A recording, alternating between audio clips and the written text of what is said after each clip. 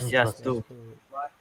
Perkenalkan, kami dari kelompok 5 dari program studi Informatika Fakultas MIPA Universitas Udayana angkatan 21. Sebelum kami memperjelaskan final project mata kuliah teori bahasa dan otomata ini, izinkan kami memperkenalkan diri terlebih dahulu.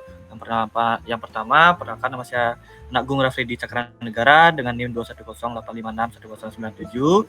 Selanjutnya ada Agung Mahadana. Perkenalkan, nama saya Agung Rahman Paduka dengan NIM 2108561066. Selanjutnya ada Ngurah Bagus. Baik, terima kasih atas waktunya. Saya Ngurah Bagus dengan NIM 21085611056. Oke, selanjutnya ada Wawan. Perkenalkan, nama saya Ika Udiartawan dengan NIM 21085611092. Selanjutnya Rendra. Baik, perkenalkan, nama saya Rendra Pramatana dengan NIM 21085611117. Selanjutnya ada final project dari mata kuliah ini.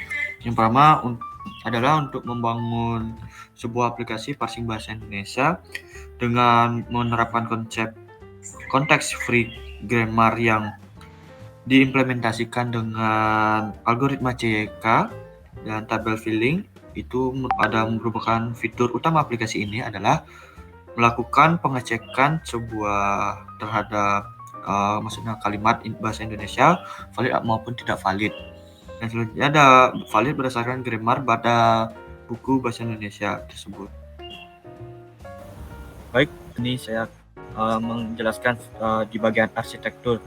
Sebelumnya saya akan share screen terlebih dahulu biar memperjelas gambarnya.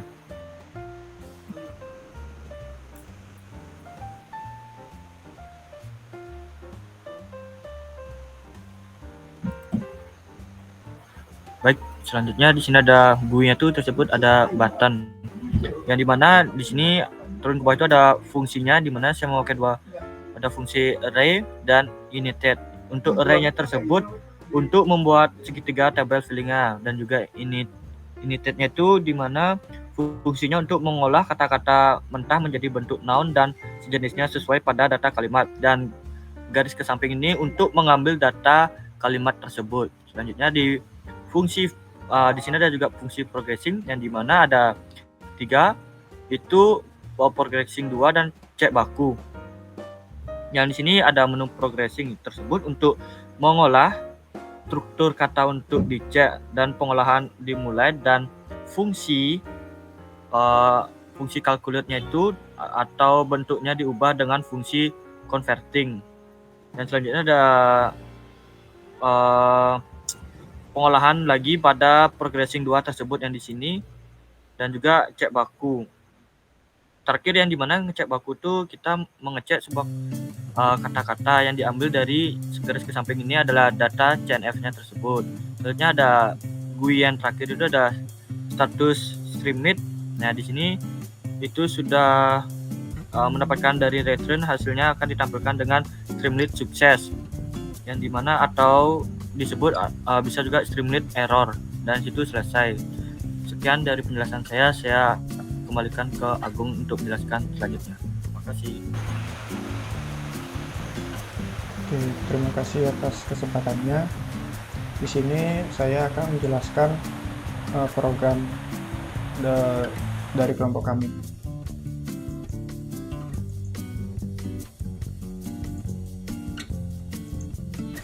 Oke, di sini kelompok kami menggunakan Streamlit untuk tampilan GUI-nya, dan juga kelompok kami menggunakan Pandas untuk nanti membuat data frame untuk tampilan kamus kami. Ini baris 5 sampai 27 ini merupakan data data kata-kata yang kelompok kami gunakan, yang kami dapatkan berdasarkan kalimat yang kami dapat di kelas kami. Dan ini merupakan tools yang program ini gunakan. Ini merupakan list untuk mengumpulkan rulesnya nanti untuk dicek, yang noun, verb, dan selanjutnya ini akan di split dulu berdasarkan tanda seperti huruf L ini, akan di split dan dijadikan setiap kata dimasukkan ke dalam list data ini. Dan list not in data ini merupakan untuk menampung kata-kata yang tidak terdaftar di sini. Jadi nanti akan ada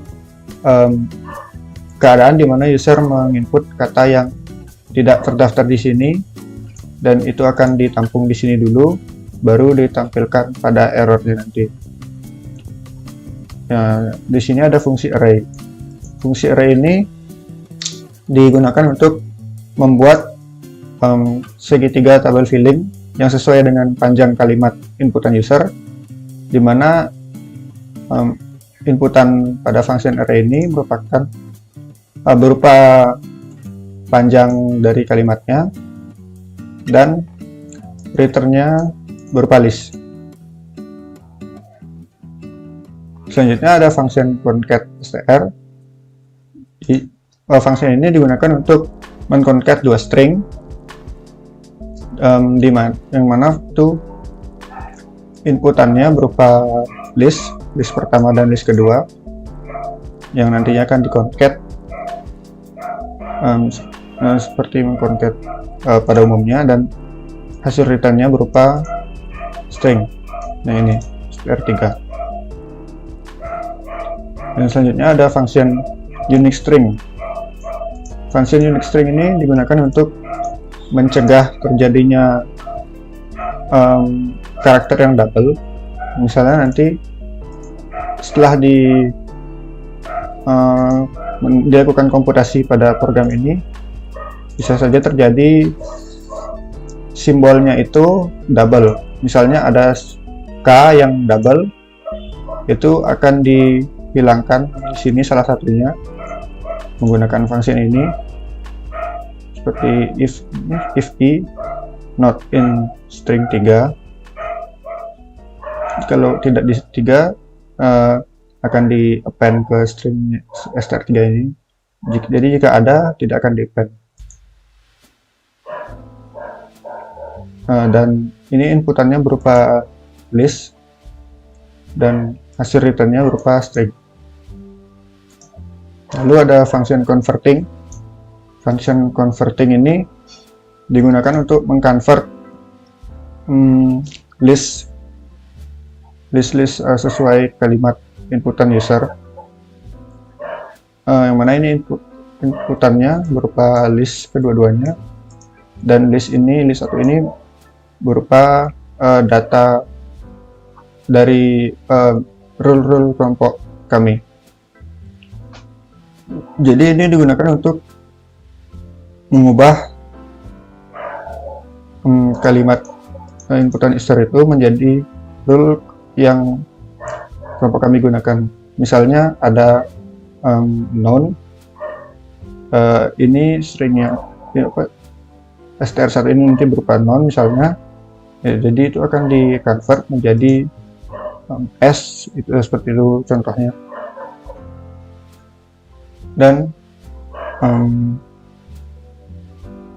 hasil dari function ini berupa pemanggilan function unique yang ini, yang mana tadi itu unique ini returnnya berupa string.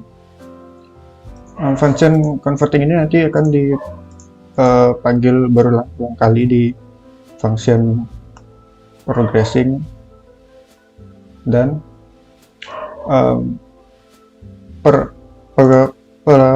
perubahannya itu convertnya itu akan dilakukan dari belakang, misalnya dari noun ke s baru ke k, seperti itu misalnya. Dan selanjutnya ada function initiate. Function initiate ini berfungsi untuk mengconvert juga, tapi ini pada pengkonvertan pertama kali. Jadi pada saat pertama kali user menginput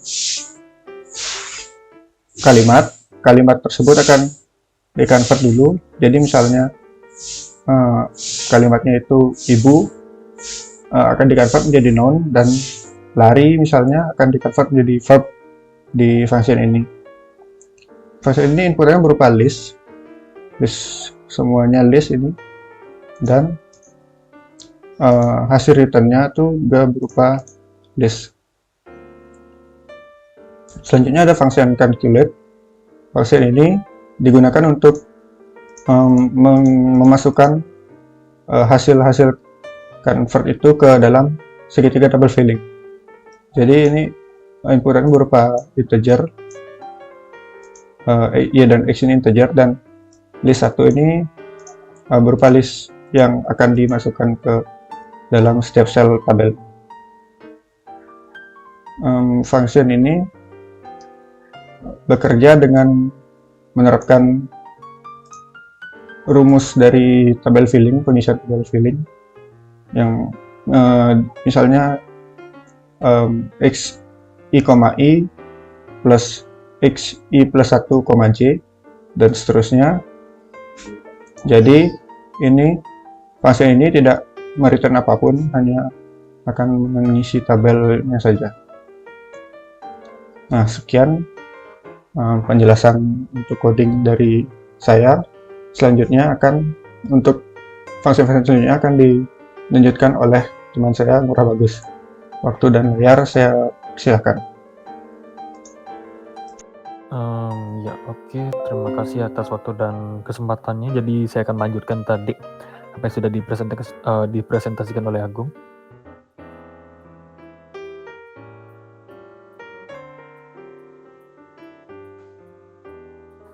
Apa sudah terlihat? Saya cari yang di progressing dulu. Oke, kan tadi setelah calculate itu sudah jelaskan, maka saya akan melanjutkan yang untuk progressing dan seterusnya. Oke, untuk progressing ini sebelumnya progressing ini adalah fungsi untuk memproses array yang sudah diinisiasi dengan fungsi initiate.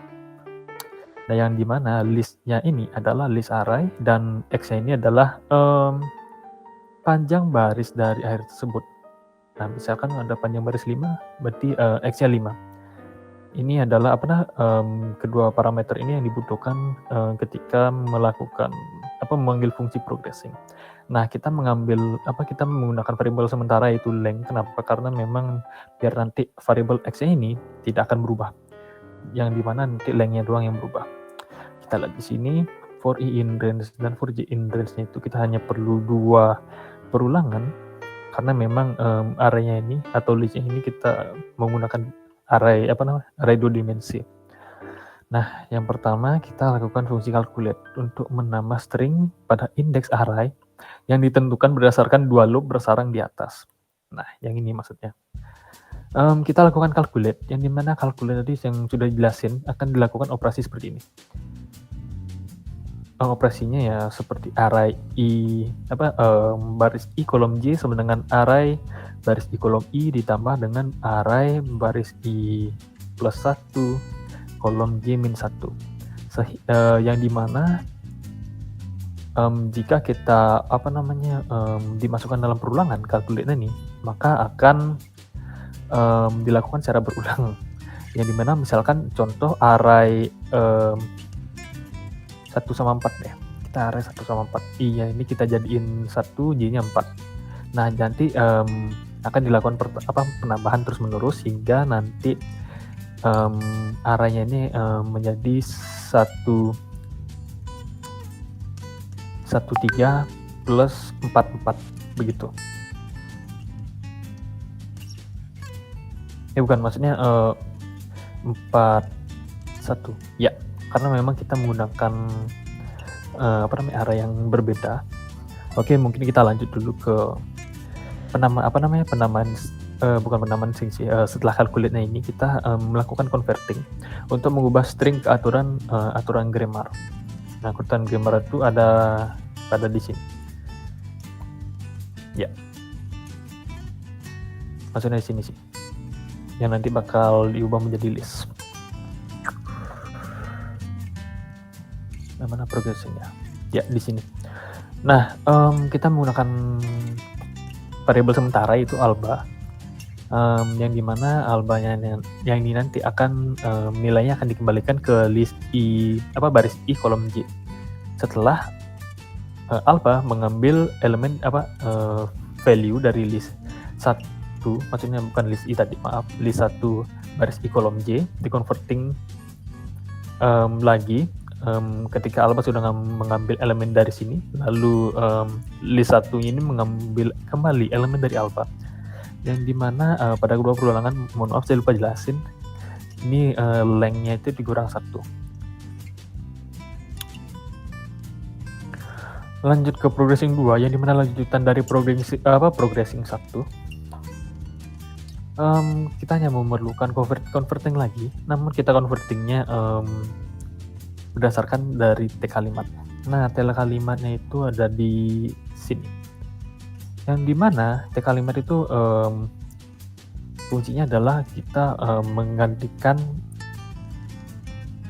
aturan-aturan global yang sudah dibuat di progressing 1 ini menjadi bentuk K, yaitu ketika memang kalau ada sebuah kalimat terdeteksi baku, kita akan kasih nilai tersebut sebagai K, begitu. Kita melakukan converting, namun hanya memerlukan 2 kali perulangan saja. Nah, ini ada lagi satu perulangannya yang digunakan untuk ngeprint segitiga tabel kita. Lalu ada cek baku, yang dimana hanya memerlukan satu parameter, yaitu list 1. Nah, maksudnya ini array yang sudah dibuat. Nah, yang dimana di dalam fungsi tersebut kita ngecek pada array baris 0 kolom terakhir, yang dimana jika pada baris 0 kolom terakhir itu terdapat K, maka returnnya 1, jika tidak returnnya 0. Ini bisa kita abaikan dulu karena memang digunakan untuk mencap paragraf ketika memang kita memang inputannya paragraf. Lalu kita ada cek kalimat. Nah, hanya memerlukan satu parameter, yaitu string. Nah, stringnya ini merupakan variabel string.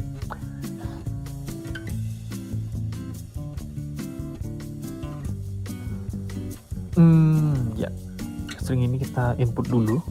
Lalu kita membuat array dari string tersebut, yang dimana di prepare input ini kita di lower istilahnya, yang dimana ketika ada huruf kapital itu dikecilin. Lalu ada split, yang dimana split ini kita pisah kalimatnya berdasarkan spasi. Di sini ada spasi kosong, ini artinya kita memisahkan kalimat tersebut menjadi kata-kata yang terpisah berdasarkan spasi. Lalu returnnya adalah string. Kita balik lagi ke cek kalimat. Nah, setelah pembuatan array kita tes dulu nih, maksudnya nggak initiate, tapi nama variabelnya tes. Kita initiate, dan dimana kita isi area tersebut dengan kata-kata yang sudah di split tadi. Kita isi datanya. Lalu kita ubah menjadi seperti ini.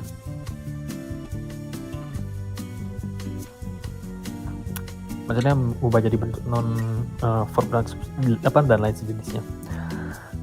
Kita lagi lihat ke cek kalimat. Ketika sudah membuat variabel test, lalu kita nge-progress variabel tersebut, maksudnya list test tersebut, yang dimana test tersebut adalah array segitiga tabel filling dengan nilai x yang tadi itu kita menggunakan len string atau panjang dari string tersebut, maksudnya dari listnya itu yang sudah kita split stringnya, ya.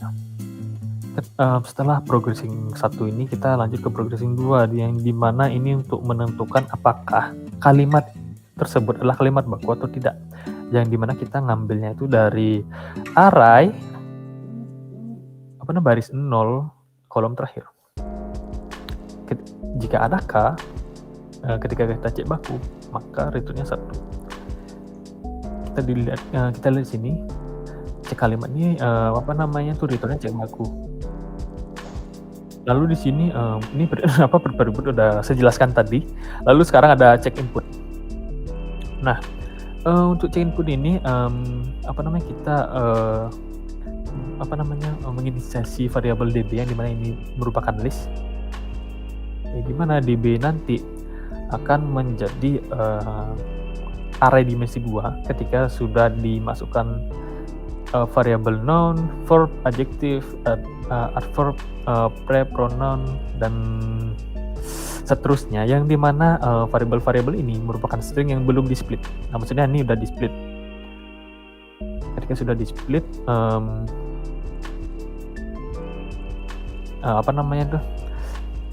kalimat ini dibuat ketika string ini sudah di-input. Ya. Nah, di sini kita ngecek apakah setiap kata pada kalimat ada dalam data kamus. Kita menggunakan satu peralangan yang dimana dalam for i di dalam kalimat, yang dimana jika i tidak ada dalam db, maka variabel i ini kita akan ditambahkan ke dalam not in data. Maksudnya not in data itu sama seperti db ini, dia bentuk list. Jika not data ini sama dengan kosong, maka semua kata ada dalam kamus begitu. Jika tidak, returnnya 0. Maka ada yang tidak ada dalam kamus, berarti kalau returnnya 0. Lalu ada matching. Yang matching ini di mana fungsinya untuk menyamakan panjang list. Nah, karena memang kita nanti list yang sudah kita buat akan kita jadikan data frame yang sama seperti menggunakan library yang namanya pandas yang sudah dikatakan oleh Agung tadi. Oke, di sini kita ngeset GUI-nya yang dimana kita menggunakan Streamlit dengan sintaks-sintaksnya untuk membuat tampilan aplikasi tersebut. Pertama ada set page config yang dimana ini menampilkan judulnya ini. Lalu ada menu. Menunya ini untuk menampilkan menu pasti. Nah, sekarang jika kita memilih cek kalimat, maka kita akan disuruh nulis kalimat yang akan kita cek. Lalu kita harus mencet st button ceknya ini yang nanti cek. Nah, jika sudah diklik, lalu jika sudah dicek input, lalu ketika sudah dicek kalimat dengan returnnya 1, maka kalimat tersebut merupakan kalimat baku. Jika tidak, maka kalimat tersebut tidak baku. Nah, ini ada else lagi nih. Ketika kita gagal untuk cek inputnya ini, maka kata ini tidak ditemukan dalam kamus kami. Di bawahnya ada jika kita memilih kamus kami, maka kita akan saya lihat dulu. Ya, kita akan menampilkan data-data pada kamus kami. Nah, ketika kita memilih contact us, maka kita akan menampilkan avatar-avatar yang dimana ada identitas kita. Oh ya, yang ini tadi sama seperti fungsi sama seperti yang ini, yang dimana kita split dulu ke kalimat yang merupakan bukan kalimat string yang memuat tentang kata-kata yang ada pada kamus yang nanti akan kita tambahkan ke kamus begitu. Ya, mungkin sekian penjelasan dari saya. Akan saya serahkan kepada yang berkenan. Terima kasih. Baik, izin share screen.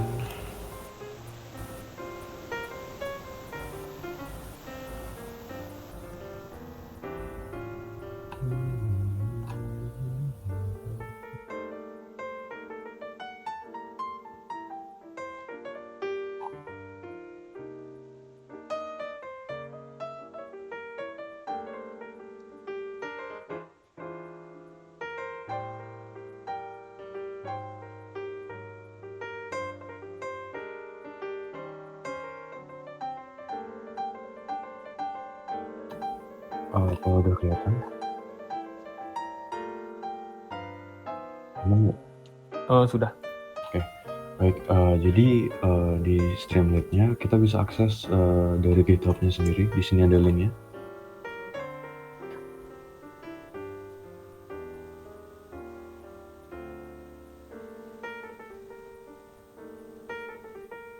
Oke, jadi ini tampilan awalnya untuk aplikasi pengecekan kalimat bakunya. Lalu di sini terdapat fitur-fiturnya juga. Ada kamusnya. Jadi kamus ini istilahnya kata-kata yang terdaftar dalam ininya. Biar bisa kita cek di sini ada noun, verb, adjective, adverb, preposition, pronoun, pronoun sama number. Di sini ada contoh-contoh, misalkan ibu untuk noun, verb, membawa, adjective, enak, dan sebagainya.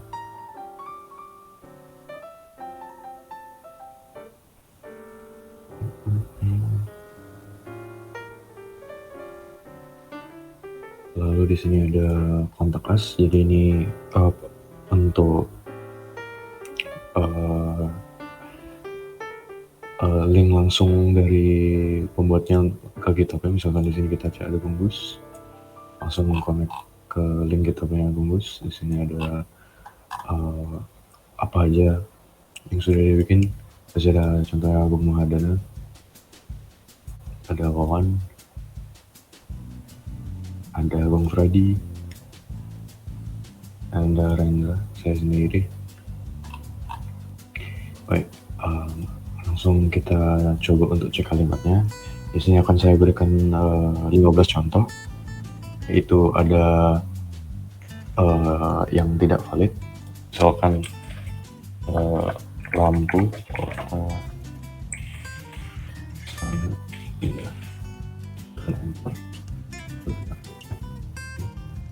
kalimat tidak baku.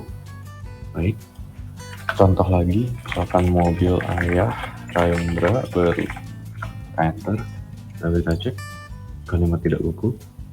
Kita kasih contoh ketiga, Bungkus paling cerdas di kelas.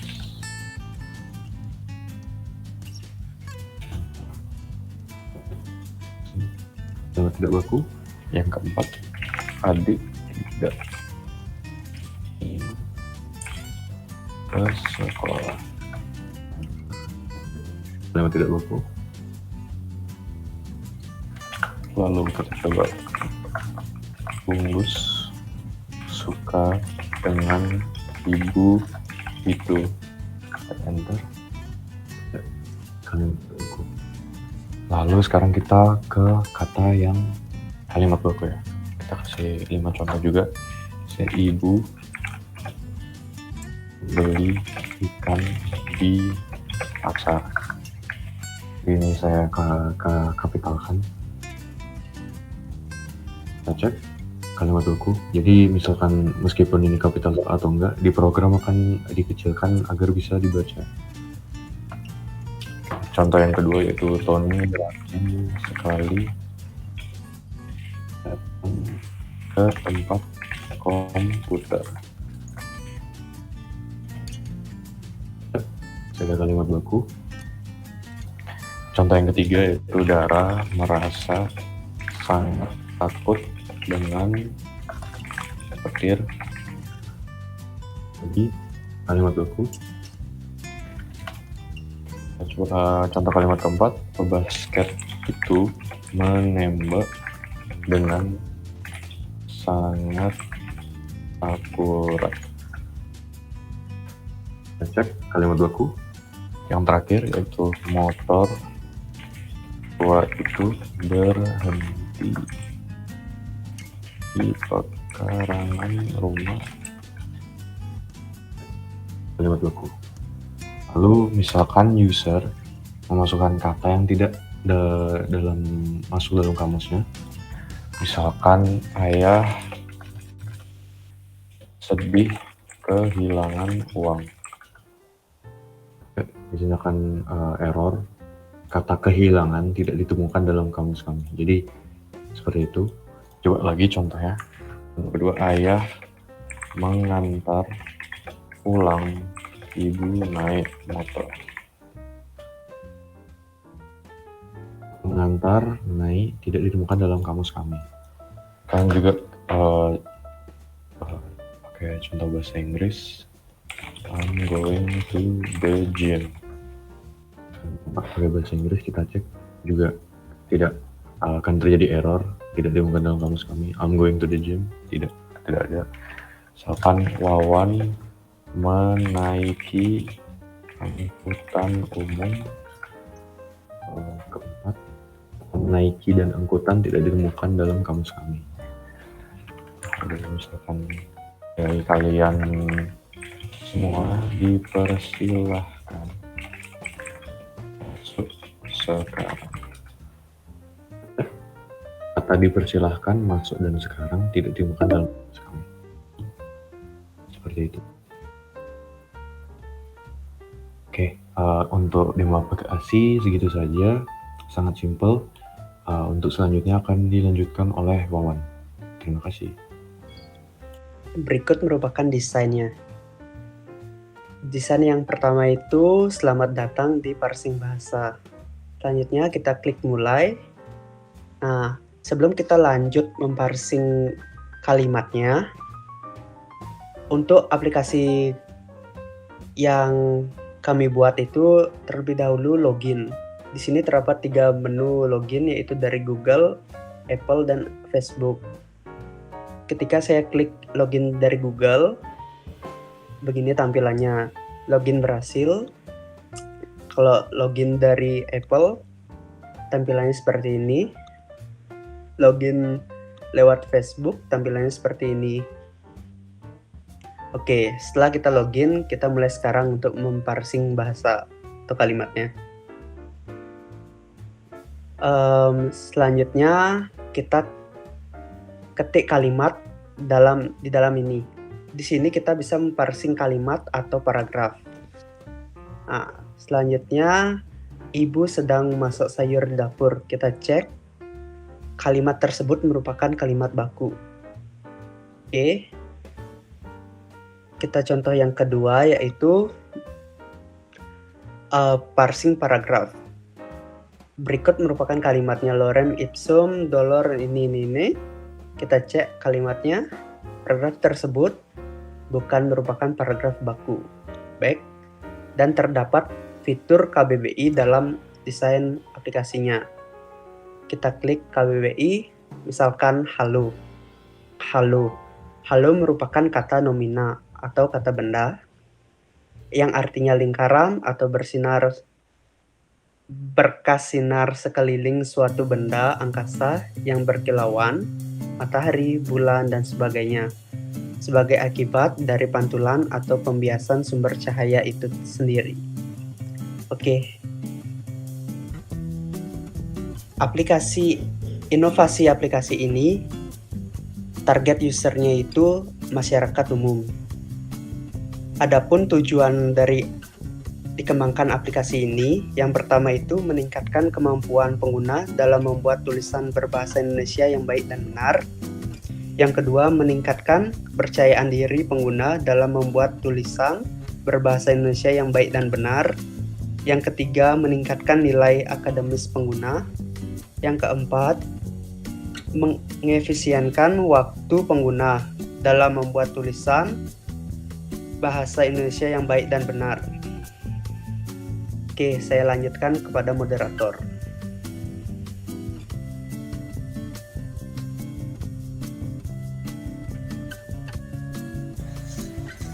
Baik, terima kasih untuk teman-teman saya semua. Terima kasih buat Gunggus dan Agung, Wawan, dan Renda atas kerjasama dari pembuatan proyek TBO ini. Di sini kami dari kelompok 5 mohon maaf apabila ada kesalahan kata maupun perbuatan kata-kata yang kami tidak berkenan, mohon dimaafkan. Sekian dari kelompok kami. Saya tutup dengan Parma Santi. Om Santi Om. Dadah.